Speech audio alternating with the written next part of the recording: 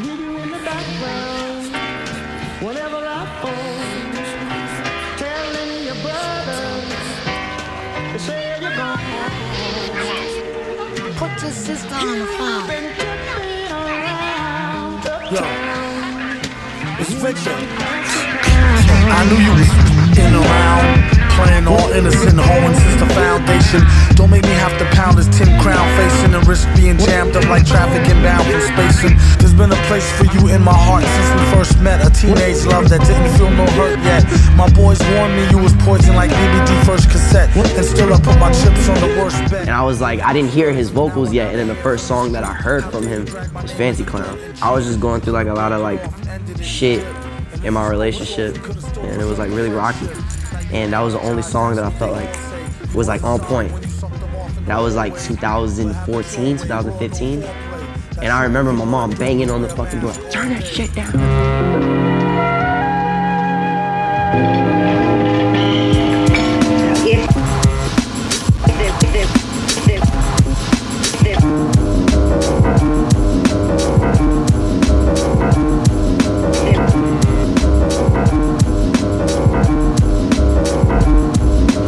So nasty that it's probably somewhat of a travesty having me. Then he told the people you could call me your majesty.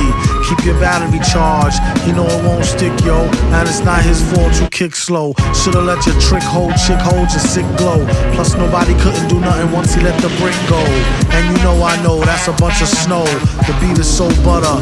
Peep the slow cutter as he utter the calm flow. Don't talk about my mom, yo. Sometimes he rhyme quick, sometimes he rhyme slow. That might be a challenge for you. Who? To write with Doom? Actually, it would be fun because he rhymes as weird as I feel. I don't know that makes any sense, you know what I'm saying? When I saw that Madvillainy record, I bought it on vinyl. I didn't even have a record player. I bought it on vinyl just to stare at the album. And I stared at it and I just kept going, I understand. I was like, I understand. Mic check.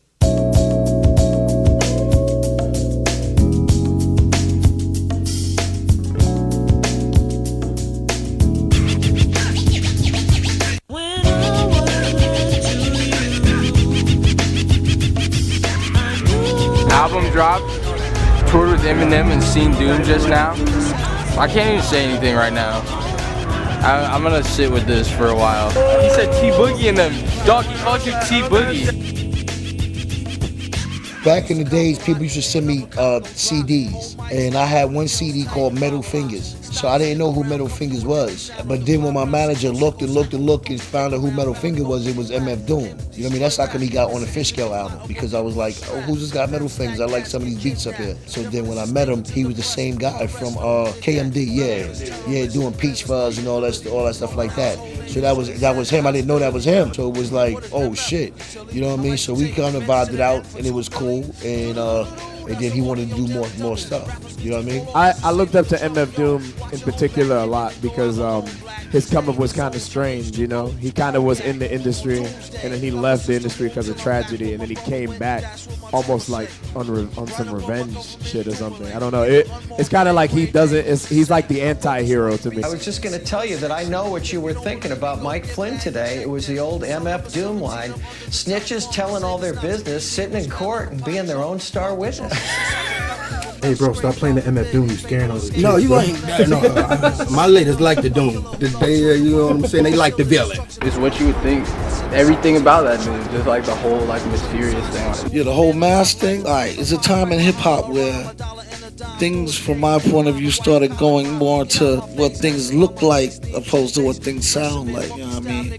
Before, we ain't know what MCs look like until we went to the party and seen them rocking, you know what I'm saying? Most of the time you see them rock on at a show. Yeah, before video, pre-video, you really was going off the sound of the record, straight skills. See, once it started getting more publicized and, you know, it started being, hip-hop started being more of a money-making thing, then you get these corporate ideas where you want to put what it looks like to sell what it sounds like. We're dealing with music. So what I did was I said, all right, look, I'm going to come with the angle of, you know, it don't matter what the artists look like, it's more what the artists sound like. So the mask really represents the the whole like to rebel against the trying to sell the product as a human being. You know, villain represents anybody. Anybody in here could wear the mask and be the villain. Male, female, any race, so-called race, you know what I mean? It's about where you coming from your heart, you know what I'm saying? Like what is the message, what you got to say? So that's mainly why I chose to bring the mask into the fold.